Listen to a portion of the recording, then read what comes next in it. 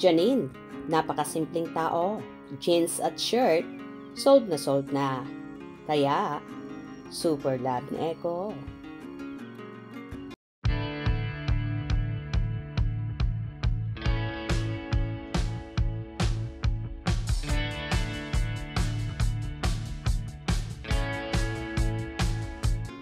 Isa nga si Janine Gutierrez sa napakasimpleng tao na di mo aakalain na artista. Sa sobrang simple at walang kaarte-arte sa katawan. Nabanggit nga ng dalaga sa naging interview sa kanya ni Carmina Constantino sa Casey After Hours na jeans at shirt lang, sold na siya dito.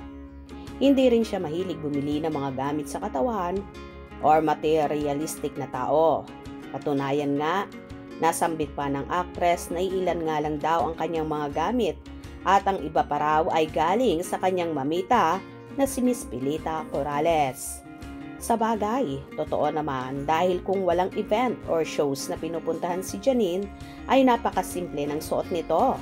Minsan nga ay shorts at t-shirt din lang ang kanyang forma na kung saan very comfortable siya.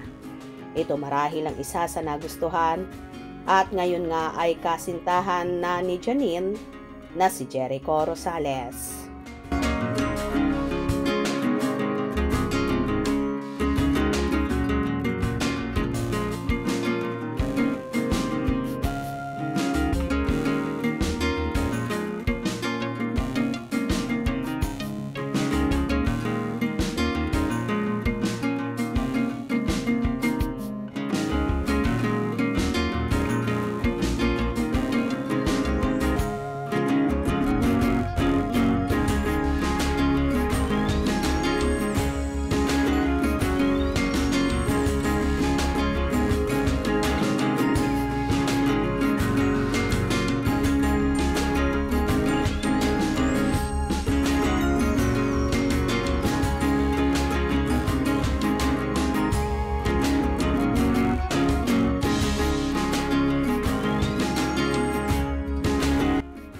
Bukod nga sa walang kaarte-arte sa katawan, abay hindi mahirap suotan ng damit dahil simple nga lang ang mga gusto ng dalaga.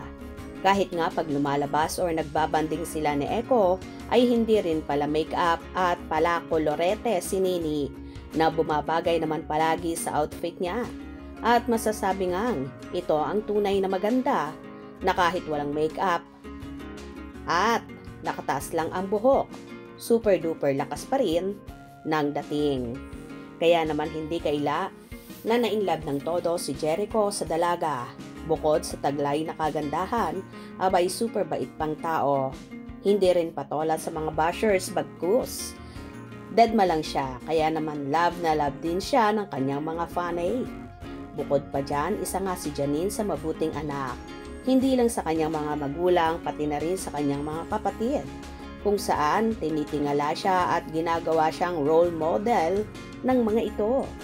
Kaya naman lalong pinagpapala si Janine at bumubuhos sa mga biyaya dahil may busilak din siyang puso lalong higit sa kanyang mga fans na walang kapaguran kapag may event sila at nagpapapicture ang kanilang mga tagahanga na masasabi mo ngang hindi snob.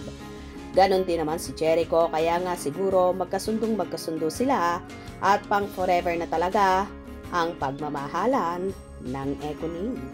Agree ba kayo dito?